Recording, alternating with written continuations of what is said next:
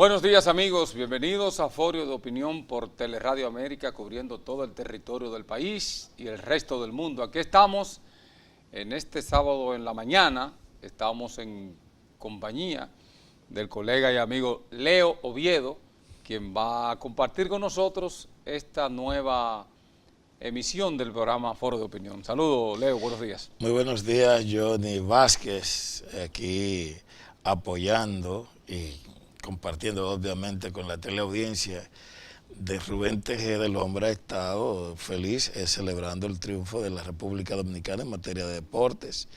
Víctor Estrella ha ganado medalla de oro, en el caso del área de tenis, que es la de Rubén Tejeda y don Percio Maldonado, y hemos tenido todo un triunfo. Luguelín ha demostrado su calidad como atleta. La República Dominicana ha tenido una gran representación en estos Juegos en Colombia. Pienso que esta versión de los Juegos, que en este caso toca a Colombia, Barranquilla, que es una ciudad rumbera, sí. Cuna de salseros importantes y cuna de una gran historia, además de que es una ciudad bellísima. La participación de la delegación dominicana yo creo que ha sido titánica. Pienso que incluso ha estado por encima de las expectativas que los dirigentes federados tenían. Yo me siento muy orgulloso del deporte dominicano y sobre todo de mi pueblo, porque los atletas de judo, de taekwondo y de otras disciplinas han puesto bien en alto el nombre de nuestro país. Han sido parte de ese medallero que tiene hoy la República Dominicana. Esto tiene que replantear este triunfo de los dominicanos en voleibol, en baloncesto, las medallas adquiridas, fruto de la titánica labor de competencia.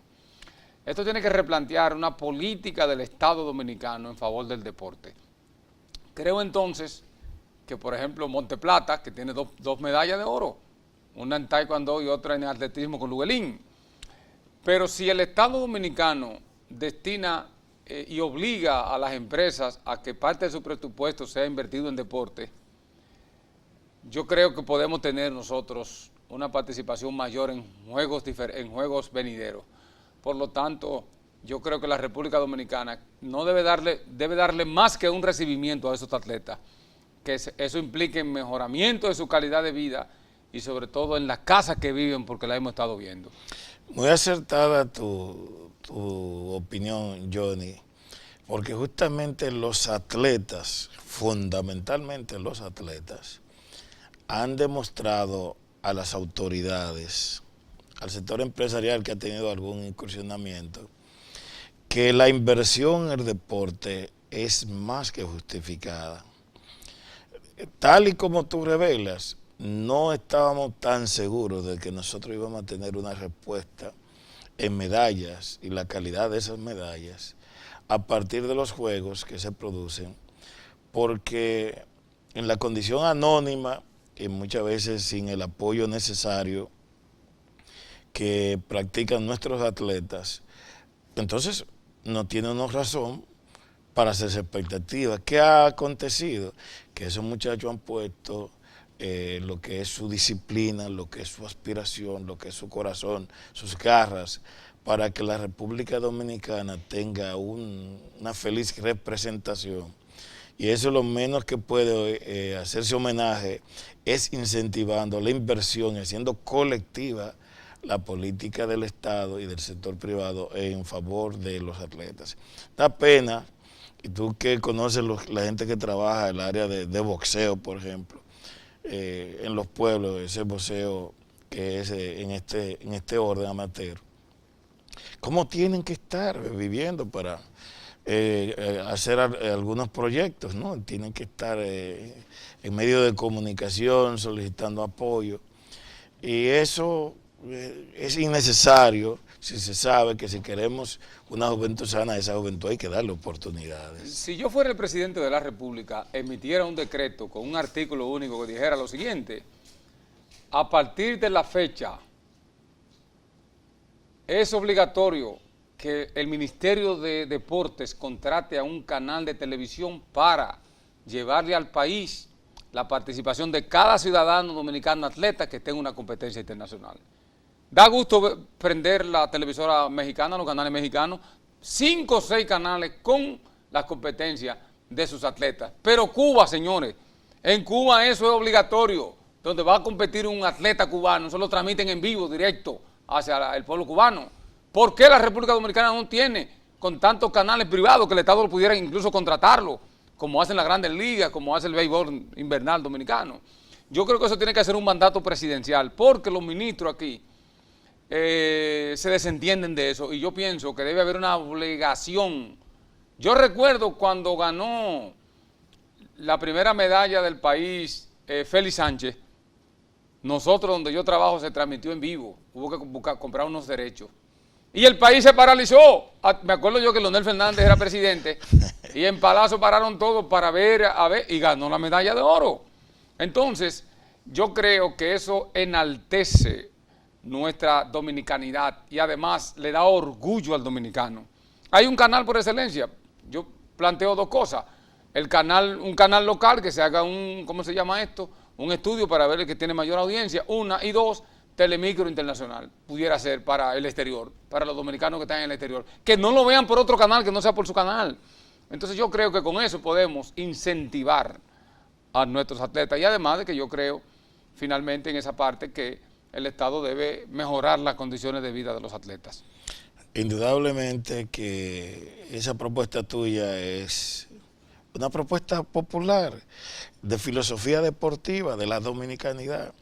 Por otro lado, estaría por verse el incentivo en los centros docentes, la conformación como se diseñan las escuelas, no es para mucho deporte, pero digamos que esto puede involucrar otras áreas de la comunidad. Hay campos, por ejemplo, que tienen buenos terrenos, que tú al lado de la escuela puedes hacer un play. No tiene que ser un estadio, un play para que ellos jueguen, para que se entrenen ahí. Un play pequeño, no vamos a hacer un Yankee Stadium, por ejemplo, en Vallejuelo, por ejemplo, pero podemos hacerle un play que la juventud, los niños comiencen ahí a practicar, de ahí salen peloteros. La mayoría de los peloteros dominicanos de grandes ligas vienen de la pobreza, vienen de los barrios, de los campos, por lo tanto, tiene que haber una política. Además, es un crimen que usted me hable de deporte, de que vamos a combatir la delincuencia y entonces no podamos destinar recursos para preparar a nuestros niños, mañana jóvenes y después adultos. Y si Dios quiere, lo deja vivo, abuelo, o como se llama, adultos mayores, que es como se le llama ahora, que la palabra anciano la hemos eliminando, y qué bueno. Yo creo que debemos aprender eso, y esa participación de los atletas es importante. Mira, esta semana la Cámara de Diputados va a conoció primero en el asunto del informe de la comisión que tiene que ver con la ley de partidos políticos, y de acuerdo a los amarres, el grupo de Danilo Medina se alzó con la mayoría. Me parece que fue 7-6 de los miembros de esa comisión. Nosotros en este programa hemos revelado, desde que comencé a llegar a este programa, de los amarres que hay, que al final tendrán un propósito. Yo no sé qué tú piensas, pero el PLD, que es el partido mayoritario, pero no el que tiene todos los votos necesarios, porque necesariamente para la reforma y para todo ha necesitado parte de la oposición. Yo no sé cómo tú ves esto, pero yo estoy mirando una luz en el túnel. Yo no sé cuál es la luz que tú ves, pero yo estoy mirando una. ¿Cuál tú ves, Johnny? Mira, viene esa reforma el lunes, se va a reunir el comité político. Seguro que van a tratar el caso de los ayuntamientos y el caso del Congreso, que le toca a la presidencia de la Cámara de Diputados a Camacho, de acuerdo a un acuerdo entre Leonel Danilo. Y en el Senado no se sabe, porque el presidente del Senado parece que no va a seguir. Si ustedes ven que él va a seguir, es que le va a apoyar a otro proyecto, y yo creo que por ahí es que anda. Esa es la inquietud y el enigma de la reunión en gran medida. Primero, si se van a ver la cara. Cuando digo no es la foto que se hace para el aunque no son enemigos. No, pero de hecho hay tensiones y entonces se había hecho un acuerdo con nombres de alternar en la Cámara de Diputados por 1 año y ya se vence el tiempo de Maldonado, el tiempo pasa rápido. De la tendencia del grupo de Leonel Fernández. Sí, entonces ¿no? Está pendiente por cumplirse lo que aún sigue siendo ojeriza, el tema de Camacho, porque se habla de otras posibilidades incluso por los intereses que hay de cara a la reunión del Consejo de la Magistratura. Pero evidentemente lo cierto es que ellos van a decidir. En el caso del Senado se había aprobado alternancia, pero que resulta que ahí no se indicó nombres. Sí. Entonces la versión es que el Poder Ejecutivo, el presidente no simpatiza con José Rafael Vargas de Moca, y que pudiera querer que continúe Reinaldo por los mismos compromisos de el Consejo de la Magistratura, ya que tanto en la Suprema Corte de Justicia como en el Tribunal Constitucional vencen y han de salir uno que otro de sus miembros. Sí. Incluso ya hay vencidos. Hay que decir que el diputado Radamés Camacho, miembro del comité político del PLD, es uno de los hombres de mayor confianza del presidente de la República. Siempre lo ha sido así. Es un hombre de partido, hay que decirlo así, es un hombre de partido, y todo el mundo sabe su trabajo a favor de los trufos electorales del PLD. Pero en el caso de Danilo Medina, ellos tienen muy buenas relaciones. Y Danilo es de los pocos hombres que Danilo cree y confía, porque es un hombre honesto, porque acata, porque es un ¿cómo se llama esto? Un estratega, es un cuadro. Y yo creo que el presidente de la República lo tiene como una reserva, por eso lo va, en el acuerdo él está para presidir la Cámara de Diputados. Es un gallito de pelea, y lo hemos visto en las últimas sesiones de la Cámara de Diputados, y entonces yo pienso que por ahí anda eso. Radamés Camacho es una persona que se ha ganado ese espacio, que le ha demostrado al PLD liderazgo, porque es uno de los líderes del sector educativo, del sector magisterial, y probablemente los últimos triunfos de la cooperativa de maestros y de la ADP se deban a gente de orientación PLDista por la incidencia de Radamés Camacho. Y por eso creo que en este asunto él está bien posesionado. En el caso de la ley de partidos, cruzó. En la comisión hubo un cambio de parte del Partido Reformista, sí. Que el propio PRM ha estado su representante en disidencia en cuanto a la forma. Hay una queja del bloque opositor de que habían hecho compromisos de padrón cerrado, de primarias cerradas en las organizaciones políticas, y parece que el PRM ha variado, pero en la comisión el PRM tuvo cierta disidencia. Habría que ver cuál va a ser el comportamiento de este martes, si es definitivo, pero yo pienso que de la ala gubernamental entre sábado y el martes cualquier cosa tratarían de que quede resuelta, porque evidentemente se ha hecho un esfuerzo extraordinario. Lo que pasa es que aquí hay una gran verdad, Leo, y es que el PRM había aprobado que sus diputados votarían por la ley electoral que contemple las primarias abiertas. Pero cuando vemos a Hipólito Mejía unos días después, no, o sea, la posición del PRM la ha enarbolado Luis Abinader.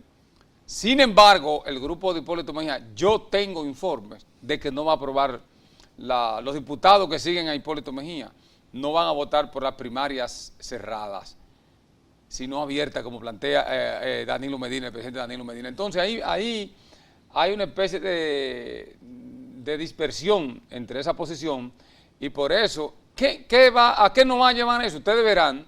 Después vendrá una reforma en la Constitución y esos diputados votarán por la reforma. No se vuelvan locos, porque les voy a poner este ejemplo. O ustedes se olvidan cómo fue que Hipólito logró la reforma en la Constitución. Fue con 5 o 6 diputados del PLD, que el PLD lo expulsó, porque no obedecieron a la línea del partido que había planteado, que no se aprobara una reforma constitucional a favor de Hipólito. Hipólito lo logró, yo no sé cómo. Hay un amigo nuestro ahí que fue expulsado, que fue el diputado Francis Lora.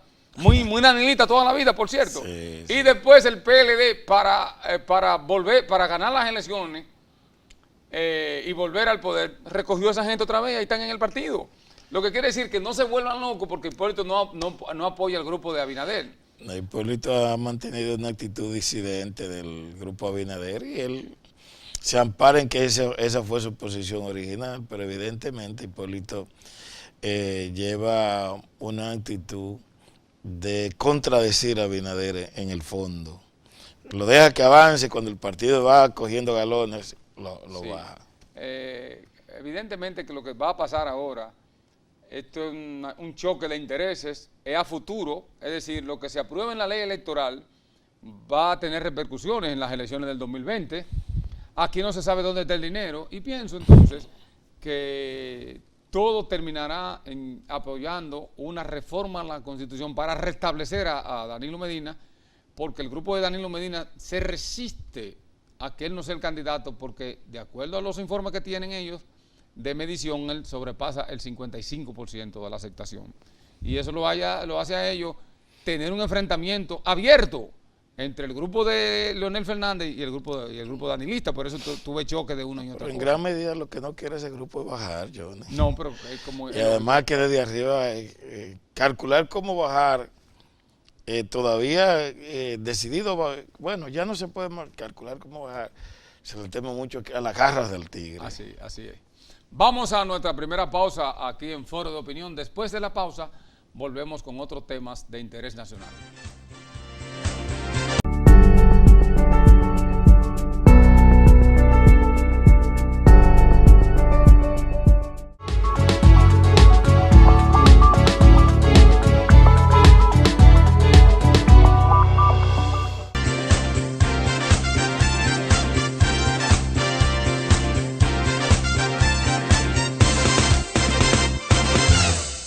Estamos de vuelta en Foro de Opinión compartiendo esta mañana con el colega y amigo hermano Leo Oviedo.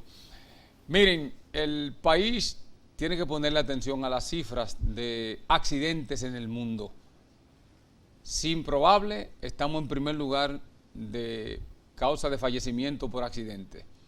La mayoría de los accidentes en la República Dominicana provienen de motocicletas y de manejos temerarios que hacen patanistas, que hacen motoristas y que hacen conductores normales privados. Evidentemente que ha habido un esfuerzo del gobierno, del Estado, para con la creación de esta ley que va ahora a normar el asunto del tránsito y los planes que tiene el llamado Intran. Dentro de esos planes ya tengo informe que se va a construir la primera terminal de autobuses del este y va a ser construida en lo que se conoce como los tres brazos, los tres ojos, aquí en las Américas. Ya el terreno, el ayuntamiento lo está saneando. Y tengo informes de que un equipo del Intran viajó a los Estados Unidos, sobre todo la directora del Intran, la gran amiga Francesca de los Santos, que tiene familiares sanjuaneros, me dicen que su papá es de por allá. Don Claudio de los Santos de San Juan. Sí, tiene el apellido de los Santos. Sí, que hay un plan que lo habíamos discutido el año pasado en una participación que yo hice en este programa. ¿Cuál es el plan? Que a los vehículos le van a cambiar la placa y a la placa le van a poner un chip. Y con ese chip, el que se vaya en rojo en un semáforo, el AME no va a tener que hacer nada. Eso va a caer a una central electrónica. Y pienso que podemos modernizarnos de una forma tal, porque aquí hay 20.000 vehículos que no tienen placa, nunca han tenido. Aquí hay vehículos con placa, chapa de Jorge Blanco todavía, circulando en la capital. Yo realmente todo lo que se haga para controlar el tránsito, yo lo apoyo. Pero tenemos que pensar en gran medida en los motoristas.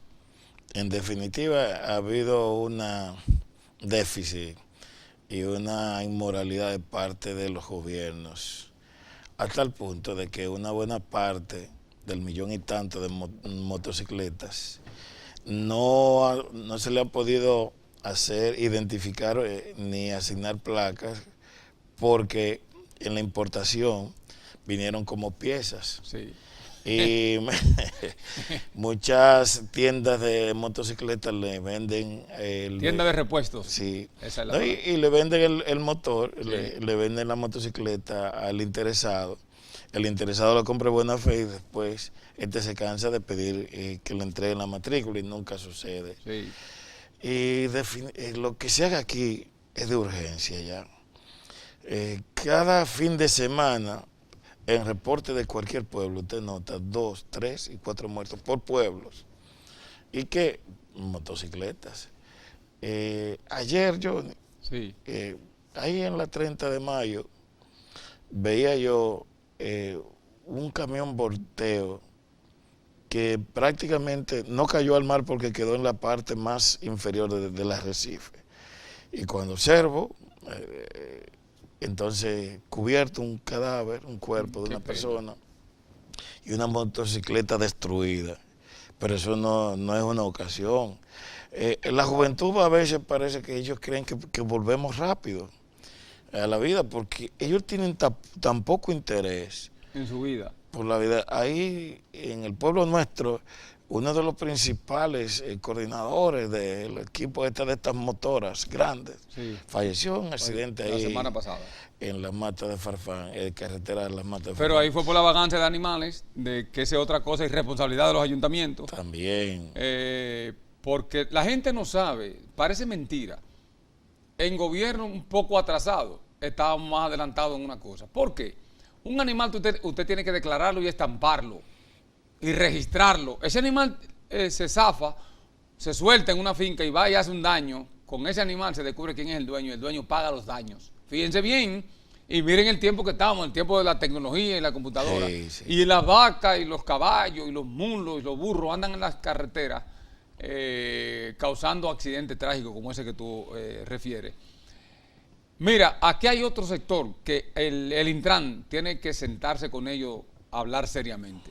¿Cuál sector? Las concreteras, lo que la gente conoce como trompo, que maneja la aplicación de hormigón armado. Usted sube el alma mater y el material que esa gente han dejado caer ahí y que se ha pegado. Y eso sí. Y nadie yo no hablo de ayuntamiento porque para mí David Collado ha sido una estafa en la capital. El síndico David Collado es una estafa. Es un síndico de Twitter, un figurero. Esas son de las cosas que un síndico tiene que comenzar a penalizar, que la ley municipal lo faculta. Entonces, es un peligro, tú vas conduciendo y te topas que encontraste materiales desparramados en la pista, nadie lo recogió y cuando tú vienes a ver tú tienes un accidente muy fatal por una irresponsabilidad. Entonces el Intran tiene que hacer una reunión, llamar a los dueños de esa concretera, que son las empresas constructoras, y sentarse a hablar seriamente con ellos, porque la capital o el país no podemos soltárselo a un sector que quiera hacer lo que le dé la gana y que nadie lo supervise ni lo penalice. Y yo pienso que la vida de la gente debe costar más que todo eso. Los daños que se hacen, la estructura del pavimento y la posibilidad de conducir, la peligrosidad, Leo. Porque una pista, escúchame, mojada de aceite quemado, de eso que trasladan, es un peligro. Tú estás deslizado. No hay posibilidad de freno ni de control. Y eso mismo que tú dices, pasa en las carreteras que de repente, mira, en el entorno de Baní, ahí han destruido nuestro suelo. Yo no sé cómo se ha permitido desde el medio ambiente que se generen toda esa destrucción. Y por demás, entonces, esos desechos de esos materiales que se dejan en la carretera provocan accidentes muy lamentables. Aquí en la ciudad, el alcalde supuestamente suspendió el tránsito en determinados horarios. En el malecón. De las patanas y de los camiones eso grandes. Eso sigue igualito y terminaron que a partir de las 2 de la tarde nada se ha cumplido. Sí. La zona colonial es un desastre y otra anormalidad que se está convirtiendo es autorizar negocios sin parqueo. Dentro de los requisitos, el que va a instalar un negocio de expendio de lo que sea, donde va cliente, usted tiene que garantizar el parqueo. Tengan responsabilidad, díganle a la gente, mire, eso no se puede, búsquese otra área. Entonces, uno ve que muchas de las cosas que nosotros tenemos se pueden resolver con disposición. Y el problema del tránsito, que es la principal causa de muerte. Señores, me decía un médico del hospital doctor Ney Arias Lora, que cuando un motorista llega allí en estado agónico, fruto de un accidente muy aparatoso, el Estado Dominicano gasta entre 45 y 60 mil pesos diarios para mantener ese motorista ahí. No están haciendo más pobres incluso. Cierto. Los motoristas irresponsables están llevando al país a la pobreza. El presupuesto, si tú lo dejas morir, te acaban. El médico que dice, no, en este hospital no hay clavo, no hay esto, te acaban. Porque aquí hay una especie de cartel de acabar con la gestión de la gente en función de cómo vengan los intereses. Entonces, una ciudad de locos que no piensa realmente dónde invertir su cuarto. Mira, el Estado tiene ahí en ese hospital uno de los mejores gerentes, un tipo honesto, Amaury García. Amaury García, un hombre serio, joven y capacitado. Y con un interés por la vida del ciudadano y evidentemente el presupuesto que hay que agotar para resolver El problema de lesiones que en muchos casos ya son insuperables. Claro, no caminan más. Y hay que ver cómo las familias que tienen un accidentado de un simple motor, que la gente lo ve sin importancia en el movimiento. Es decir, mientras están moviendo, mientras están haciendo todas las piruetas, no hay preocupación. Eso es la luz pública. Sí. El gobierno debería prohibir la importación de motores, por lo menos por 10 años. No, pero... Sí, prohibir eso. Pero nosotros estamos hablando en esta mañana, en este programa, y yo quiero que ustedes vayan a los muelles para que vean la cantidad de barcos que vienen cargados de motocicletas. Por lo tanto, ya que hay motores suficientes, no hay por qué. Ahora, muchos se preguntarán, ¿y los impuestos? Porque eso es lo que le interesa al gobierno, que le paguen impuestos. No es más nada, que la gente se muera no le importa. Hay que ver en las carreteras cómo uno se encuentra con los camiones cargados de esa motocicleta, sí, que llevan una parte fuera. A las matas de Farfán, por ejemplo, San Juan, pero eso es increíble. Sí, y que Yerlín, que yo cuánto. Eso es increíble. Y ahora con China, ay papá, con esas negociaciones con China, que ellos son los expertos en motocicleta, pasola y todo eso. Y aquí siendo negocio se permite todo. Porque el Estado Dominicano se ha convertido en un Estado con una voracidad fiscal increíble. A todo ese impuesto, un papel de buena conducta, que te lo dan por un mes, al mes, cuesta 600 canoas, al mes tienes que volverlo a sacar. Pero vean acá, el pasaporte... ¿Por qué se vence? ¿Por qué se vence tan rápido? Exactamente, así era las actas de nacimiento, las actas de nacimiento era así. Que tenían un tiempo, entonces, un acta de nacimiento, que yo sé que yo nací en San Juan de la Maguana en el año tal, eso mismo, no sirve el mes, yo tengo que sacarla de nuevo. Pero ¿qué irresponsabilidad? ¿Qué Estado más irresponsable? Porque hay una voracidad de cobrar impuestos. Que por cierto, Leo, yo creo que, yo a veces le sugiero mucho al presidente, pero lamentablemente él es el jefe. El presidente por decreto debe desmontar el impuesto de pago a las ventas brutas, el anticipo. Eso ya fue para una época que ya no existe. Hay un proyecto que se dice que va a favorecer a la pequeña y mediana empresa, porque si algo hay que añadir a la situación, para el gobernador del Banco Central, sus crecimientos, y de hecho no es que no se produzca, lo que eso no se corresponde con las capas medias ni la gente de más abajo. Y entonces te promedian las ganancias de los grupos financieros, de los grupos de comunicación, de Telefónica, etcétera. Pero se sabe que en este momento el sector comercial está en el suelo. La pequeña y mediana empresa, incluso empresas de cierta importancia, están siendo acosadas por la Dirección General de Impuestos Internos. Y ahí se llega un momento que la gente que trabaja, que la gente que produce no sabe para qué hacerlo. Y usted puede provocar un colapso con eso. Y hay que decir, ay, señor gobernador del Banco Central, ay, que no crezca más la economía, por favor. Paren eso ya. Porque de qué vale. Pero esto tiene 20 años creciendo la economía dominicana. ¿Y los platos de los pobres en los barrios cómo están? Que no crezca más, por favor. Ay, no. Ya ese muchacho está muy alto, tiene 7 pies de estatura, ya que no crezca más. Porque realmente el pueblo no ve que ese crecimiento se traduce en una mejoría de la calidad de vida de los dominicanos. La vida es muy cara. Los combustibles suben porque somos parte del vaivén que no se ha transparentado nunca eso de los combustibles. Nadie sabe cuál es el presupuesto y cómo se maneja la refinería. No hay forma. No hay forma. De los cálculos, tú ves, el de esta semana, tú no tienes cómo explicarlo.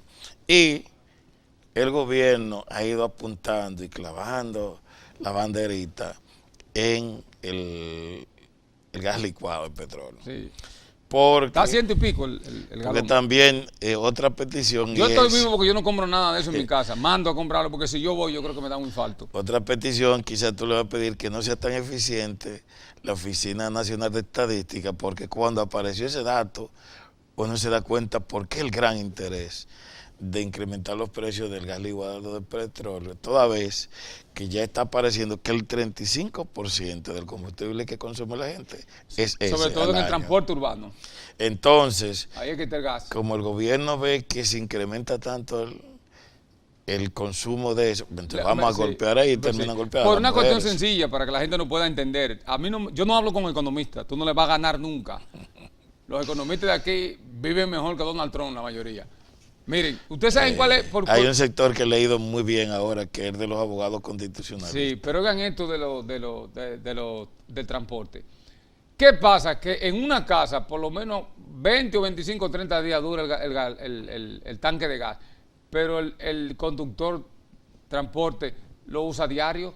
Por lo tanto, lo que tú dices, la mayor demanda de gas no está ya en la ama de casa. No, eso pasó a la historia, mi hermano. Porque una vez al mes que se verga en tu casa. Ahora, para transportar personas. Tú sabes lo que me decía un economista de estos, que no son muy amarillistas, como dicen.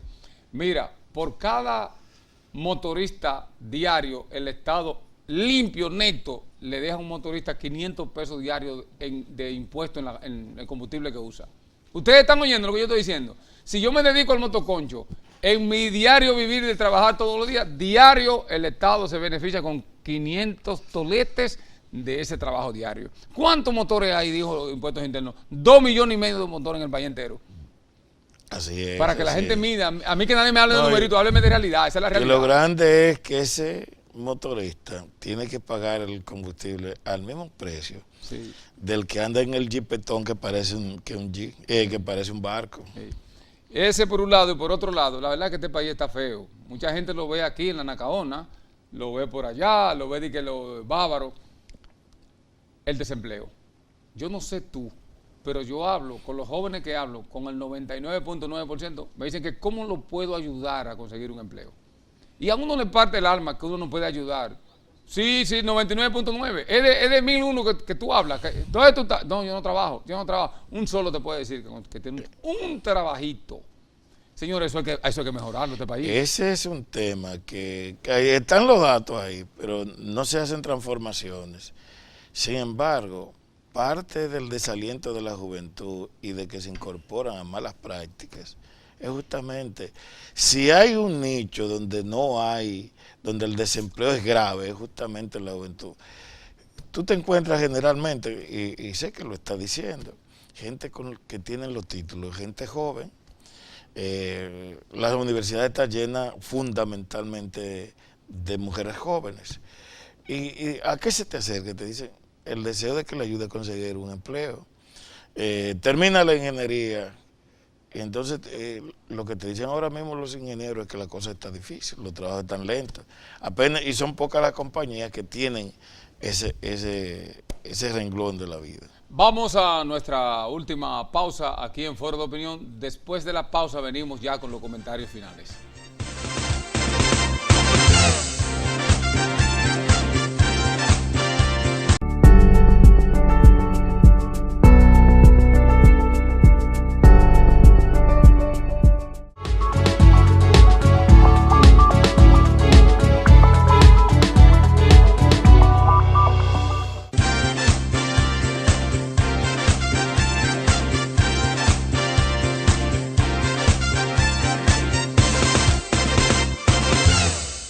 Bien, aquí estamos, señores, visitando hospitales y clínicas privadas. Nos damos cuenta que la sociedad dominicana está enferma, con todas las edades. Probablemente lo menos que hay es niños ingresados en esos centros. La mayoría son personas en buena edad productiva y los llamados adultos mayores. Y es que la salud pública en la República Dominicana se ha convertido en un negocio y en una estafa. Y en algo injusto total. Haber llevado a esa ley de seguridad social con un Congreso gomígrafo como hay ahí, sin iniciativa propia, no se atreve un legislador a modificar la ley de seguridad social. Yo creo que estamos provocando en este país. Ustedes saben que han crecido aquí los cementerios y las funerarias. Cuando en un pueblo a un síndico le pide que haga una funeraria, le están diciendo aquí se muere mucha gente, no tenemos cómo enterrarla. Esa es la realidad, No, tú sabes lo que tú estás afiliado a un seguro y en una clínica decide que no. Y en el sitio te llevan grave y te dicen, ya facturó. ¿Quién se responsabiliza para ese paciente? Y esa es la sociedad que este país ha construido con base a lucha, sangre, sacrificio. Nosotros tenemos más de 30 o 40 mil médicos desempleados, recién graduados, que no encuentran plaza. Nosotros tenemos una serie de hospitales que hemos inaugurado y todavía tienen 6 meses que no están operando. Un pueblo enfermo. Ni hablar del costo de los medicamentos, ni hablar de eso. A usted le dan una receta y prepárese, que va a tener que empeñar algo en su casa. Entonces, yo creo que este país no merece un servicio, Leo Oviedo, de salud injusto, sobre todo por este gangsterismo de las ARS.